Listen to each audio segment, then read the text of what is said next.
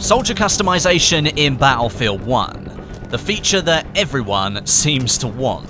On so many different levels, a feature like this could improve the game, but up until this point, we've seen nothing mentioned of it, and that's extremely telling. We're 9 months past the release of the game now, that's a fair amount of time, and we're not far away from our second update in terms of content, in the name of the Tsar and the Russian army. However, I don't think soldier customization is likely to be coming with this update or at any point in the future of Battlefield 1. Not too long ago now, I voiced my own opinion that soldier customization would be an amazing addition to this game. Not just for the players to create their own look and feel, but it could even add to the progression element and the sustain within the game.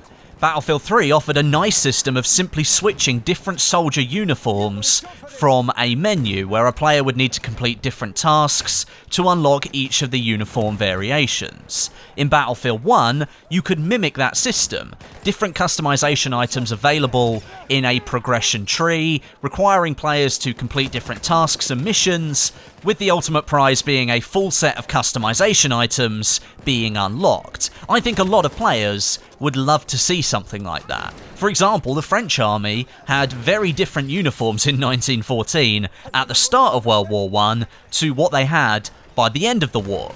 DICE has chosen to use one of their later uniforms for soldiers in Battlefield 1, but as you can see, the uniform they wore in 1914 would be a great customization option, changing the full blue uniform out for a navy blue and red affair. That would be really cool, right? You wouldn't think that that would take all that long to implement either.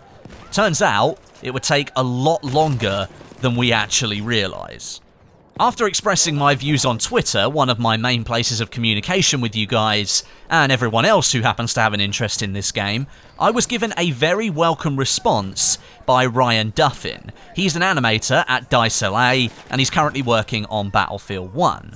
Ryan did state at the start of his response that it was totally unofficial, and it simply represented his experience and his knowledge as to why things are the way they are, but the response touches on some key points that I don't think many of us players really consider, including myself at the time. I was almost totally blind to a lot of these considerations. Ryan also makes the point that he is an animator, not a 3D artist, so his understanding is still likely to be below what a dedicated 3D artist could give us. He gave a response based on my asking of the first question. If Battlefield 3 can have uniform options, why can't Battlefield 1? First of all, features like soldier customization would need to be implemented or added to the plan very early on in the development cycle of a game. It would be a core part of the design of the game, lots of assets to be made, the player experience once the game is playable, and the progression of those players playing the game if the decision was to make the items locked behind, I don't know, a task or an assignment of some sort. Those points straight away tell me Battlefield 1 is not going to see any kind of soldier customization because a decision would have needed to have been made well before the game was ready to be released to the public. It may have been the case that a decision not to include soldier customization was indeed taken very early on in the production of Battlefield 1, and without EA or DICE coming out to confirm or deny that, I guess we will never know. It may never have come up in conversation, but I find that extremely difficult to believe, considering Battlefield Bad Company 2, Battlefield 3, Battlefield 4 and Battlefield Hardline all had elements of customization in them.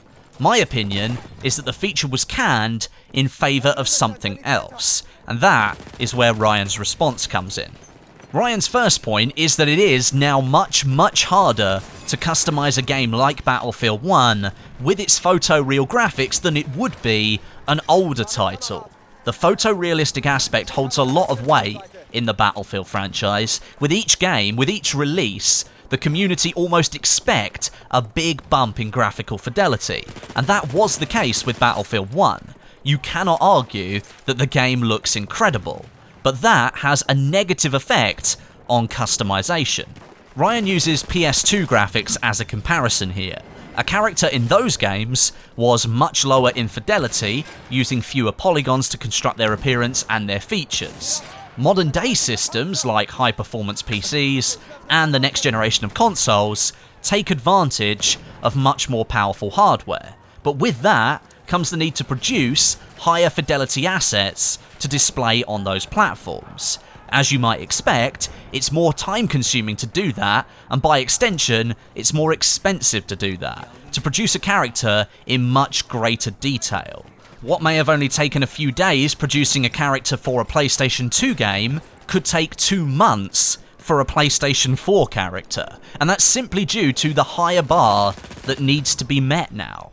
Ryan also mentions lighting and shaders coming under that same umbrella.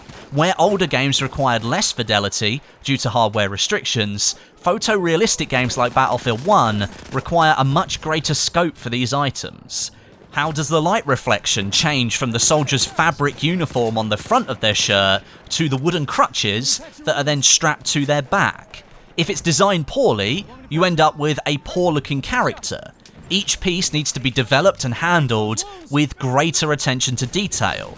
Older games didn't have this exact issue because half the items weren't there to give attention to anyway.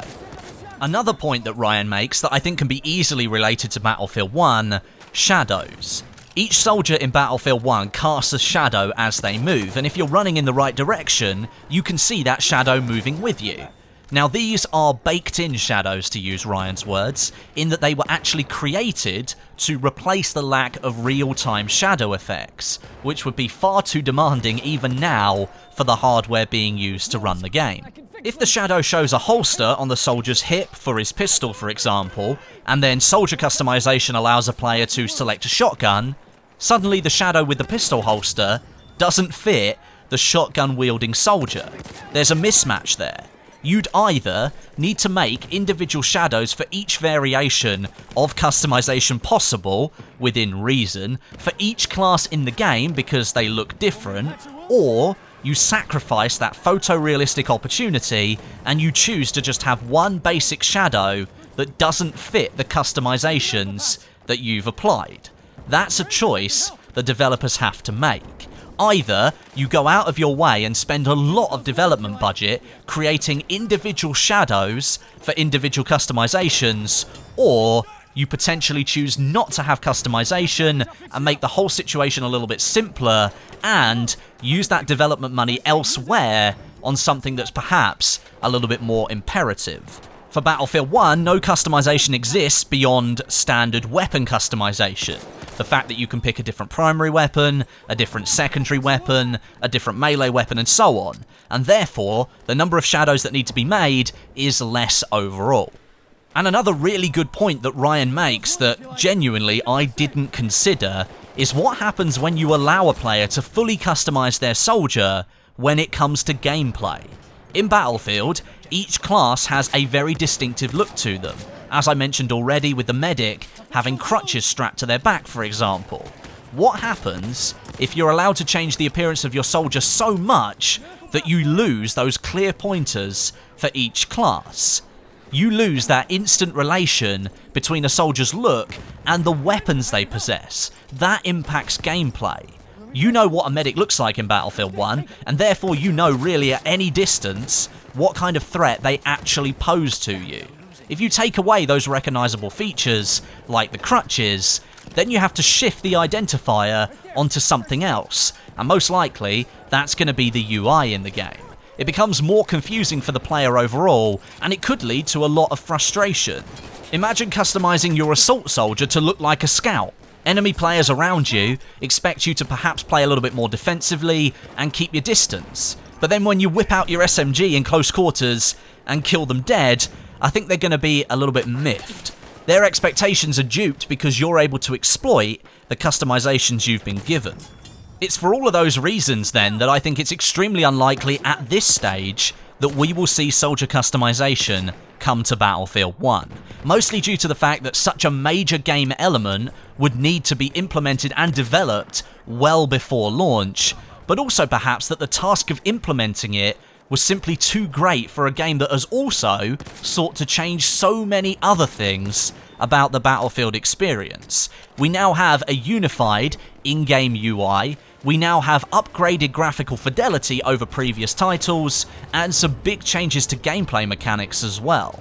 My hope, however, is that DICE consider some form of soldier customization for Battlefield 2018. The game is sure to be in mid-development right now, and perhaps it's already past the point at which soldier customization was discussed as a game feature. I'd love to see it make it in, although Ryan's explanation has really opened my eyes to what appears on the surface to be a relatively simple feature, but it really isn't when it comes to building it. Thanks very much for watching. I hope you learned something today and you have as much of an appreciation as I do now for what it takes to develop some features for video games. Leave your thoughts down below in the comments section and drop me a like if you enjoyed the video. But until next time, my name is Westie, and I'll catch you guys in the next video.